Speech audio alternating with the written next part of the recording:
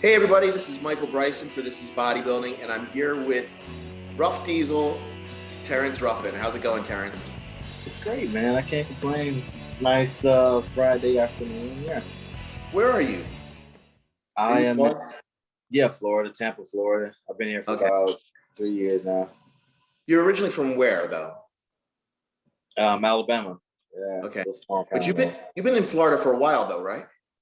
On and off, yeah. I've pretty much been in Florida since 2013. I spent 1 year in Maryland during that time, but yeah, pretty much all Florida. Is it through you were in the military, yeah? Yeah. I first got to Florida in the military. I was at Eglin Air Force Base, which is like Northwest Florida. People may know like Pensacola or Destin. Some, if they know that area, that's where I was. And now I'm living in like Central Florida, I would say, in Tampa. And that's where the Olympia is going to be, right? Or no?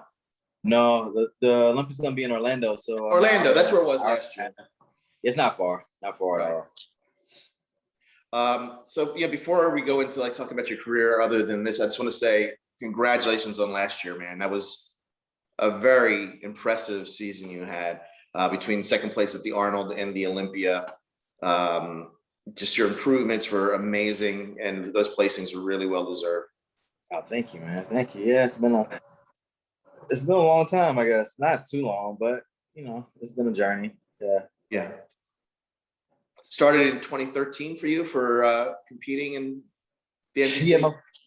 My first show was April 2013 at the Panhandle Showdown. Yeah, I got last place in the Open and second as a teenager. Yeah. Awesome. I mean, that's great. That just shows the ambition and the drive and the belief that you had in yourself, I think, to continue on. You won you won nationals though the following year, right? Yeah, I won my class. Me and another guy, Dominic Cardone, we were both 21 at the time. I guess I was a little bit younger, so I was the youngest pro in 28 years. And then maybe like 6-7 months later, Cody Montgomery broke that record. He turned pro. Who broke it? Who broke it? Cody Montgomery. He turned pro at 20. I think he was 20. Yeah, he won the overall too, so a little bit more impressive there. Yeah, that's just amazing. Anyway, you were 21. 21. Yeah, I had turned 21 the month before nationals, like 2 weeks before nationals. And then you took like time off before your first pro show, correct? Yeah. So at the time, I turned pro in bodybuilding. So at the time, there wasn't any classic. Mm-hmm. So it was about a year and a half, 2 years before they had their first classic show. So yeah, at that time, I was just trying to put on size to compete in the 212. Yeah. Yeah, that would have taken a lot longer for you. Yeah. Or at least to be competitive. Yeah. I still don't think I would be competitive now in the 212. So yeah, I would have just been like just sitting around as a pro, not doing much of anything. Right. Yeah. That division it did so much, just for the athletes, but also for fans. It's a wonderful division where you get to see the beauty and art of the physique. The posing is much better, and you are obviously, I think, if not the number one, you're definitely one of the greatest posers today. I would actually consider you, after seeing you this year, both the Olympia and the Arnold live and in person, I would put you up there with guys like Labrada and McAway, like is some of the best of all time. Thank you. Yeah. I mean, I think the highlight of my that last year was getting to sit down with Lee. It was pretty funny. Just how it all happened at the Arnold. I just so happened to run into Hunter, and me and him have the same trainer, and so I went to go sit with him and his dad, and we were talking about posing, and he said he really appreciated what I bring to the sport, and said I'm kind of leading the way with posing today. And right when he said that, Sergio is getting Yeah. his posing award, and Sergio shouts me out too. So it was really like my whole year. That was literally the best part of my year. That whole like That's 5-10 awesome. minutes. Yeah. Yeah, I thought that was great. Like Sergio really impressed me in that moment. First off, his posing was great too. He definitely, He's great. they were only giving that award to the open bodybuilders though, right? The best posers. So Yeah. he definitely deserved it. But I thought it was really big of him to take that moment, what was his moment, and mention you. And it was rightfully so. I mean, you're just it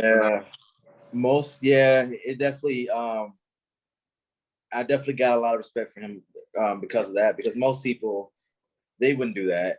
Even if they thought what he did, most people wouldn't say it out loud. Exactly. It would have been all about them themselves, and understandably, but that was a big thing of him. And even thinking in that moment, because I guarantee you that's something he's wanted for like especially like with his background and everything, something he's always wanted. To even have like the thought of mind to think of someone else in that moment says a lot. Yeah, that was very impressive. When it comes to posing, was that a big attraction to you to get into the sport from the beginning, or did posing come after you were concerned about like just improving your physique? It didn't get me into the sport, but it was something. Once I found out about it, I think it's something that kept me in it. Mm-hmm. Yeah, I got in the sport after seeing Dexter Jackson just on a magazine cover, and I was like, yeah, this is pretty cool. And when I was getting ready for my first show, my coach, he was at the time, he was a national level bodybuilder, but pretty stiff, and he was having me with a routine. And I honestly just didn't like it all that much. So I started Googling stuff online, and I kind of ran into Kai Green, and I'm like, oh, this is actually kind of cool. You can actually do a lot more with this routine thing than I thought. And from there, I kind of started to dig a little bit deeper, and and that's where I found like Lita Brother, Muhammad Makwi, and guys like that. And once I got to do my first routine on stage, I was like, man, this is pretty awesome. Yeah. Who were your initial influences? You mentioned Kai Green. Were there other people that you really looked at and you wanted to emulate? So me being a shorty guy, one of the first guys I really gravitated towards was Franco Colombo. I'm big into like history and stuff. So, I had doubts about being shorter and stuff. So I looked into it. I was like, well, let me look and see if there's been any other shorter bodybuilders. And then, right off the back, Franco, 2-time Mr. Olympia. And then, besides him, outside the guys I've already mentioned, I definitely was a fan of Bob Paris's physique as well. He's also, he's very intelligent and like introspective. He thinks a lot. I haven't followed him in a while. I was kind of upset that he was just so like turned off by bodybuilding like in his later life. I don't know if it's still the case now, but he was someone I really liked as well, because he not only did he like bodybuilding for the art, he also I think as a bodybuilder, it's all about self-development, the total person, and he didn't just focus on his physique, he focused on his mind as well. So he was another guy I really liked. There's probably some more I'm leaving. There's definitely more I'm leaving now, but I don't want to. I can name like 20 dudes. And that'll be a whole podcast. Yeah. Speaking to the last two people who I interviewed for the podcast were Elisa Kiesling and Rachel Daniels, who are also, I consider them great posing artists. And talking to them, especially Rachel, about process, and also to Alyssa, and also to I've spoken to Kevin Lavroni a bit about the art of posing. And with Kevin, he doesn't really have his routines planned out. He says he knows the song, he knows how to pose, and then he goes out and feels the song. And what we've seen in some of his stuff is just classic. I mean, really classic routines. He's up there with the best of them. Yeah. Do you function that way? Or no. Do you? No. It's interesting though. I've a lot of people say that. I lost your picture. Yeah.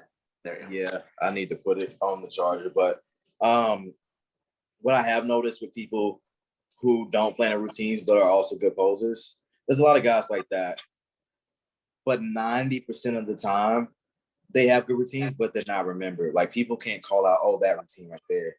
Kai Green obviously plans his routines out. And it just, I think that you can take it to another level that way. Like the Dirty Diana routine was planned, and it's literally one of the, everyone knows that routine from him. Most of Lee Labrada's routines have been planned, and I think people put that on another level. And I think that's the difference. People, you can do a good routine and not have it planned, but the best of the best actually have a plan when they go on stage. Right. They have to practice it. Because I could go on there and wing stuff, and people wouldn't matter. They was, oh, that's good. But the stuff I actually planned out of has definitely been the best. Sure. So certain moments are going to happen, and highs and lows, and it's rehearsed. Yeah, definitely. Just kind of like a dancing routine. Like you can have a freestyle, or even like with music, someone can freestyle, but most of the time, like the best stuff is planned out. Yeah. Right. Yeah. There's some people. It's interesting because there's some people. I have come from like a music background, and I know guys who could go up on stage and they're in the middle of a song that maybe it's my song. It's the first time they're playing lead with my song. They never heard it before, and they can come out with a lead that is like crazy. No one would know it wasn't rehearsed. Yeah. But that's how that person operates, and other people would need to meticulously plan it and rehearse it.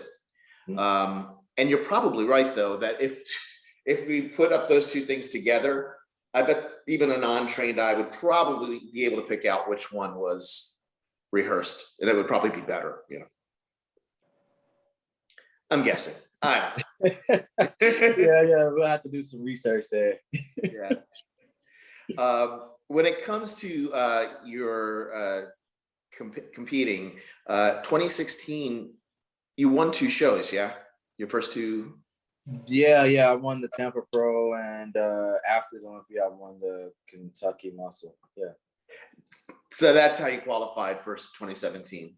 Yeah. Okay. I couldn't remember when that contest happened. So, is there a victory? Is there a show? Maybe it wasn't even a win, but a show that to you was more important than the rest? Yeah. I think the most important show for me was probably the Arnold. I think just everything that went on was just amazing. Obviously I wish I would have won it. That would have been even better. Right. But yeah, man. I did a show. I did do a show in 2019, but I skipped the actual 2019 season. Meaning, like, I didn't compete in any shows that would qualify me for 2019 Olympia. Okay. So that whole year, so basically that most of that year I took off, and that was because in 2018 I dropped back down in placings, and I wasn't happy about this. So me and my coach at the time, Matt Porter, even before we spoke, like we had already decided, like, yeah, we need to take a step back, So the plan, I remember the 2019 Arnold, because I was thinking, like, what show should I do when I come back? And I was debating. I was like, well, maybe the New York, but maybe the Arnold, something like that. And once I saw the Arnold, I was like, this is what I wanted to do. This is the show I want to come back to. And unfortunately, Matt passed away during the summer of that year, and it was just really, really difficult for me. And I think at the Arnold, it meant a lot to me because it kind of gave me validation that time wasn't wasted. That what me and him had planned out was the right decision. Right. And I just wish he was there for him to see it. So that show meant a lot to me. And it was kind of like a closing of a chapter with me and him. So that's probably the most meaningful show I've had. Wow. Yeah. That Matt was a great loss. He contributed so much to the sport, to you and others. So that was a tough one. I'm sure it was very tough for you. Yeah. No, that show that Arnold was. That could have been your show for sure. Alex looked amazing too. Not to take. Yeah, he did. There was an amazing contest. That was like a flip of the coin. Could have gone either way. Yeah, I always feel like, man, I'm always beating these people like late. Like I was like, man, because I beat them at the Arnold, but I was like, man, I wish I could have beat him here. And same with Breon. I'm like, oh, I beat him at the Olympia. But man, I wish I could have beat him like 2 years ago when he was the champ. So I'm like, I always winning late. So yeah, but that's okay, man. You're still doing it, man. Yeah, you beat him at the Olympia, right? Mm-hmm. He placed fourth or something, right? How did you, were you surprised? And I don't mean this, I know that you prepared to win. You compete, I'm sure you enter every show hoping to win. But as the Olympia was going along this year, did you foresee yourself placing ahead of Breon? Or was it just? No. No. I think people who say that are kind of silly sometimes when they say I only do a show if they're gonna win. I'm like, you lost. I'm like, it's just kind of silly sometimes when people say that. They placed like 10th last year at the Olympia. I'm like, you're not, do you really think you're gonna win? You know what I mean? You can be real with yourself and still push yourself at the same time. My last time at the Olympia, I got 9th. So no, I didn't expect to win the Olympia going in this year. I placed 2nd at the Arnold. I was like, no, I don't expect to win. I was real with myself. I was like, I was thinking I was gonna get 3rd to 5th. I thought it would be Chris, Breon, and then possibly me, and maybe Alex, because he beat me at the Arnold. Maybe I thought I could beat him, but I was like, well, maybe, you never know, because it's not up to the athletes, it's up to the judges and what they perceive as the best. Right. So I knew I could eventually beat Breon. I honestly thought it would take me a little bit longer to get to that point. So no, I was really surprised. There's a lot of pictures and videos of me like, oh shit, It's kind of funny too, man, because after prejudging, a guy named Dave Khaled, he's a well-known coach.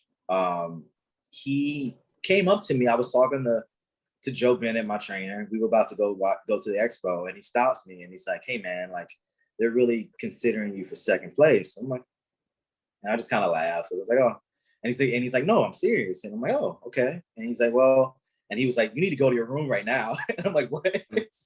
He's like, "No, you need to go. You need to go sit down and lay down." And I'm like, I thought about it for a second. I'm like, "Yeah, you're right." So I just said I let Joe go to the expo, and I went right back to my room and chilled out.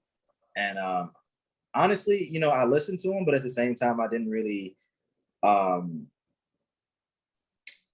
take it to heart. I was like, "Oh, okay, well, they may have me there, but I'm probably still gonna, get 3rd or whatever."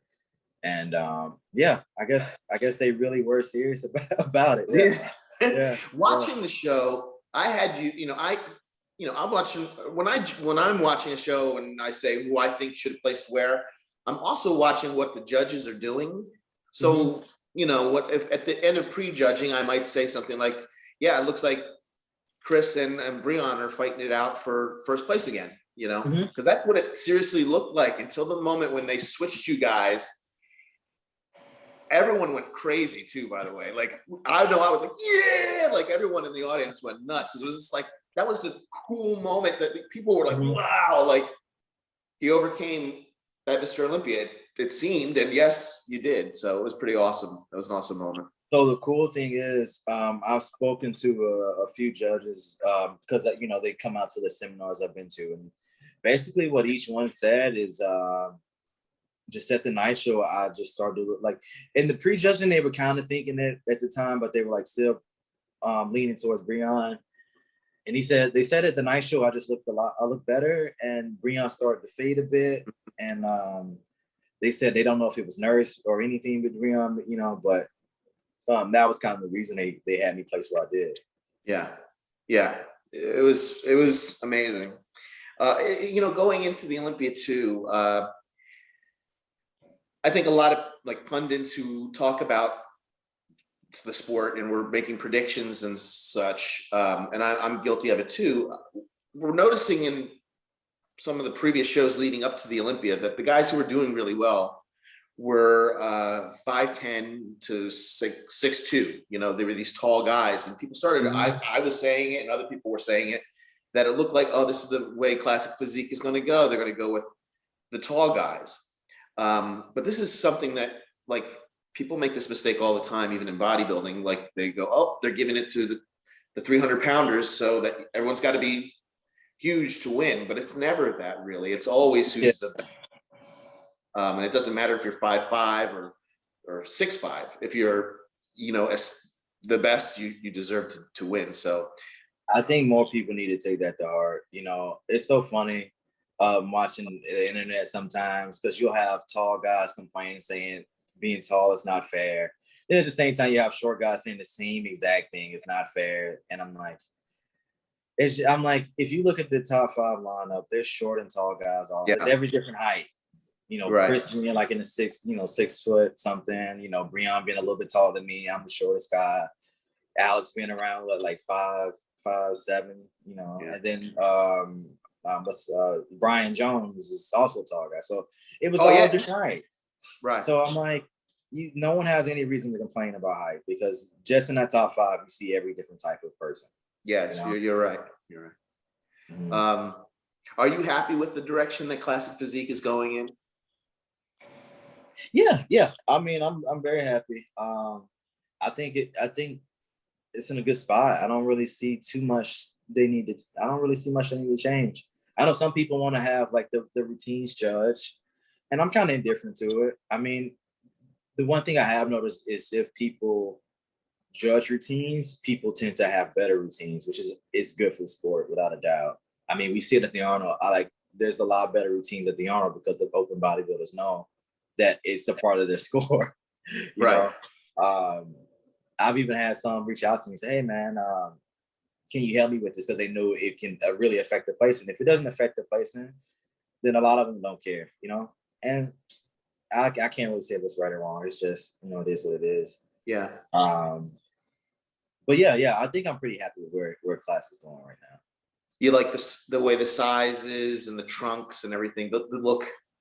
Yeah. I think the weight is pretty much perfect. I think my favorite era is like the early 80s, mid to mid 80s, and I think we kind of fall right in that line. I'm pretty close. Lila brought us pretty much my height, and I'm maybe 3 or 4 pounds lighter than him, so I'm pretty close. Yeah. I'm not sure. I mean, you could probably tell me how much Lee Haney weighed. I would imagine Chris is pretty close to Lee Haney's weight. No, Lee was big. Lee was about 250 to 253 or 4 at his biggest. So he's about 20 pounds heavier. At about 5'11", so he was bigger. Oh, dang. Okay, so I was wrong about that, but at least but that's okay. But that's probably why he was winning, because the other tall guys like Barry DeMay, for instance, was about the same size as Chris. Chris is 6'1", and what does he compete at, like 220? I think he's 220. I think 220, somewhere around there. Yeah, and I think he has to reach his weight limit. I think his weight limit is 230. Right. Yeah. Right. And I think Barry DeMay was right about 226, 228, something like that. So I think, I agree that I think they pretty much got the size right, because I don't think it should go any higher. Because at that point, there's definitely a distinct difference between the classes, but even now it's somewhat close because we do have guys coming from classes that can switch to the open fairly quickly. Regan went back and forth. I mean, he was in Classic, placed top 10, and then the next year he was placed in top 5 at like 2 or 3 pro shows. I think he got second at one of the pro shows. So I think he did. Same with Alex dropping down to Classic. He was winning 212 shows at one point. Right. People forget that, So I think anything different, it would be hard to it'll be a little bit too difficult. I agree. I think they got it all pretty right now, and I'm kind of happy with how open bodybuilding is going too, in terms of, I know we got one of the biggest Mr. Olympias ever with Big Ramy, but I think you can see with the way the judging's going, they're taking total packages into play. It's not just the biggest or the most conditioned, it's the best all around. So I agree with you there. It's funny because a lot of people still are complaining about open bodybuilding, and I'm like, you guys really aren't paying attention, because there's a lot of good aesthetic bodybuilders coming up. Oh yeah, in the sport right now. Yeah. There's guys like Quentin up in Canada. There's that other guy. There's Rafael Brando has an amazing physique. Amazing physique. Yeah. Yeah, there's a lot of good guys coming up. Yeah. And I think, oh, sorry, 1 second.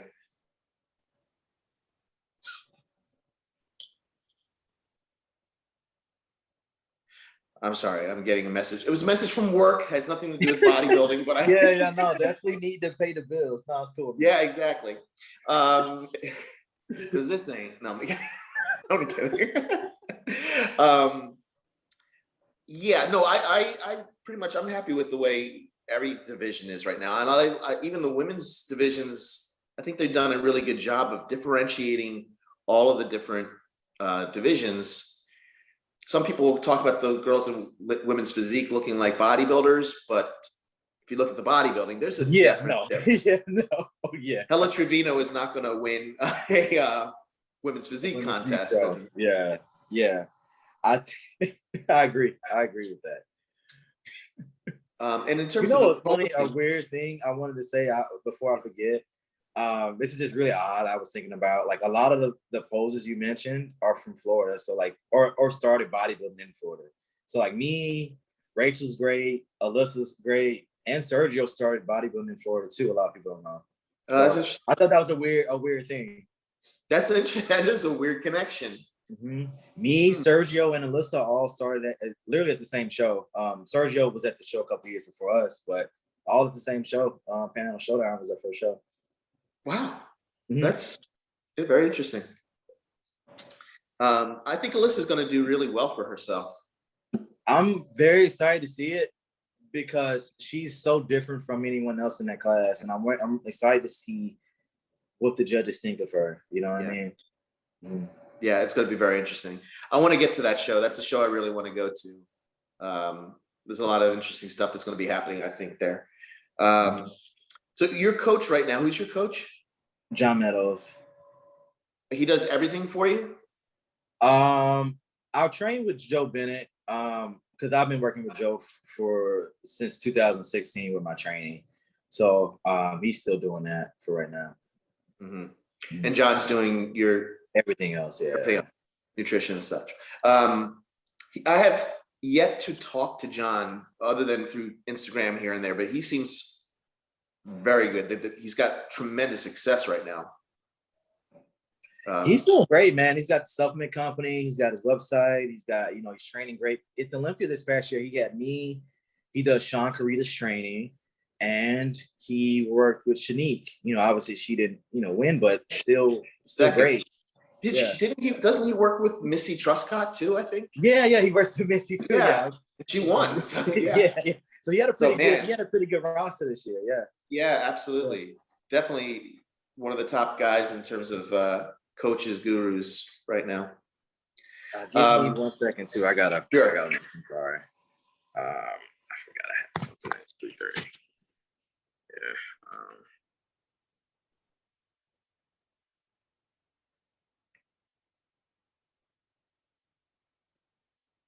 To you. I might get a knock on the door in a second. Oh, okay. All right. Do you need to wrap up? No. He likes interviews, so he'll probably be fun. Just enjoy listening to it for a second. Who is it? It's my buddy. He's coming over there. Yeah. Let's see. We'll edit all this part out. I got a guy who does it. But I'm trying to think about. Okay, so in this year or last year in 2020, you placed second at the Arnold and the Olympia. Was there a show that you won in 2020? No, I didn't win. Yeah, I didn't win.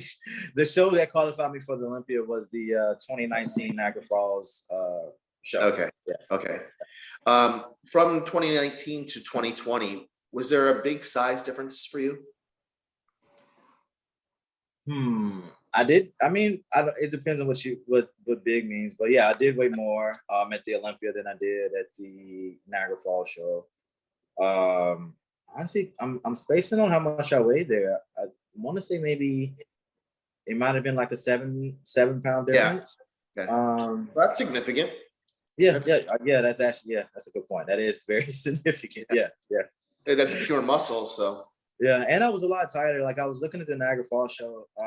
I mean, I was in shape, but not like I was at the Arnold or the Olympia. Yeah. or how far are you from your weight limit, or are you at the weight limit typically? So the one thing I don't actually, this is one actually going back to the other question. This is one thing I don't like about Classic is weighing hiding every single show. Is what? Sorry? Doing my height every single show is different. So and I'm at a height where, depending on what they weigh me, it's a 5-pound difference, Oh, so you're like right at a point where sometimes they say you're a certain height, and other time they say you're okay. Yeah. So at the Olympia, they measured me 5'5.5", which allows me to weigh 180. I weighed in at 173. But at the Arnold, they heighted me at 5'4 3/4", which would put me at 175. So it's a little stressful sometimes. I wish they would they would just measure us once and that would be it. Yeah. You're an adult. They should just say, this is your height. Mm-hmm. Yeah, you should be like on your pro card or something, so that everyone knows. Pro card, or at least maybe on like the NPC News. They put all the pictures on our, on the website. Just add our height to it. It should be something. It should be recorded somewhere. I think that would be a lot easier. Or which is cool. Tennessee, what they do, they give the people an option to come in and get measured at the beginning of the year, and they can take that card around, to shows, and that would just be their height. So at least they know before the show, Right. Yeah, that's smart. Mm-hmm. Yeah, it would be much more fair. Okay. So. Do you have any goals physique wise for this year, for 2021? I just would like to be a little bit more biceps and a little bit more hamstring would be the biggest things for me. I know most bodybuilders, they talk about they're always not happy with their physiques and stuff like that. I was actually pretty happy with how I looked this last year, which is the first time ever. So I mean, maybe in another year or two, I'll be pretty happy overall. I'll be in a pretty good place. Yeah, your arms already have, I think, improved a lot from like 2 years ago, for instance. So yeah, it's great. So for the Olympia, that's the only show you're going to do this year. Yeah. I'm planning on doing 2 shows afterwards, depending on how the show goes. Yeah. Okay. Yeah. Nothing leading up to it though. No, not this year. I still want to make those little improvements we talked about. So hopefully, I do like to compete, and I like to think about like back in like the early 2000s and 90s, how guys used to do a lot of shows. And I kind of want to do something like that. But I have to keep my priorities in check. Like I like to. Yeah, no, absolutely. Also want to make improvements too. Yeah. Most of those guys, also back in the 90s, the shows that they were doing, if it was pre-Olympia, was something like the Ironman Pro or the Arnold, and there was open bodybuilders who were making chances of making a substantial amount of money if they won those shows. Yeah, that's another thing. But the most shows that they would do would be for the post-Olympia tour. So I think you're smart to wait, do the Olympia, and then move on from there and do, if you want to, do other shows. Exactly. Post-Olympia. So yeah, I like that whole idea of like the Grand Prix they used to have. It's a pretty cool concept. So for 2021 at the Olympia, what's your goal? Is it to win this time? It really is. It really is. I think it's possible. I've a lot of people don't know. The cool thing is Chris has only been beaten by 3 people in his pro career. He was beaten obviously by Breon. Everyone knows that, but a lot of people don't know he was beaten by me and Damn Charles as well. Oh wow! Yeah. Where did you beat him? What show? The Diana could do Classic. It was his pro debut. Okay. So, I think I will. Yeah. So I think it's possible. I've done it before. He was still I was still small. He was still bigger. Yeah, right. Yeah. So still, yeah. And I've made a lot of improvements. So, Right. I don't know if, I would love to do it this next year. And I think it can be possible. But, some people say, I got some, I don't know, there's, I guess, fans of friends saying, it was close between you and Chris. And I'm like, it wasn't by the scorecards. And I'm real with myself. Like, he won with, Yeah. Every judge had him first. Right. It was close between me and Breon. I only beat Breon by 1 point. So I'm realistic to know that, I still have work to do to beat him. So, but no, that's definitely would love to do that next year if I can. Right. I mean, you two I think the two of you and Sean Clarita would probably have been the most improved bodybuilders at the 2020 Olympia from the year before, I think. Yeah, it was this Olympia was fun, man. It was fun to watch. Yeah. Yo, I gotta give both of those guys, Chris and Sean, props, man. Chris, his back, dude. That was crazy. Yeah. I've never seen been anything like that. I mean, neither. I was never I don't want to say I was never a huge Bumstead fan. I mean, I like him. He's a nice guy. I've met him. He's super nice. I don't think there's a nicer guy, but I didn't have him placing second at the two shows that was it 2 or 3 Olympias, however many that he was 2 in a row, where he was second. I didn't have him that high because of his back. And his arms. I thought, he just wasn't complete enough. I would have had somebody else there. But this year, man, he was a different cat. He was totally. But you were vastly improved as well. I mean, at the Arnold, you were vastly improved even from before. What's fun to think about, with COVID and everything, all the lockdowns and stuff, a lot of people made the most improvements this year, which I think is kind of funny. Yeah. I think, it obviously was a really difficult time for a lot of people. I'm completely aware of that. But I noticed, whether it was because there was less distractions, every top bodybuilder found a way to kind of get what they need to do done, Yeah. Whether I think Chris, he brought like a home gym. Clarita, he found somebody he can train. He found a place he could train at. I rented out a storage unit and bought equipment and trained out of a storage unit. Wow. So, yeah. Cool. It was fun. I guess when there's a will, there's a way, right? I agree. Yeah, definitely. Yeah. Well, man, I want to thank you for talking to me today. I really, really appreciate you coming on this podcast because I'm trying to get it started, and it's great to have one of the top guys in the industry talking to me this early on. So I really appreciate it, man. I had fun, man. You had really good questions. Some, not just what are you eating and what's your training like. Yeah, actually real questions. I liked it, man. Awesome. Good. All right, man. I appreciate you, and I thank you for doing this. And hopefully we'll talk again sometime really soon. Awesome, man. Yeah, man. Good luck with the podcast, man. Thanks, man. Cool. Yeah, I appreciate it. Thanks, brother. You too. Take care.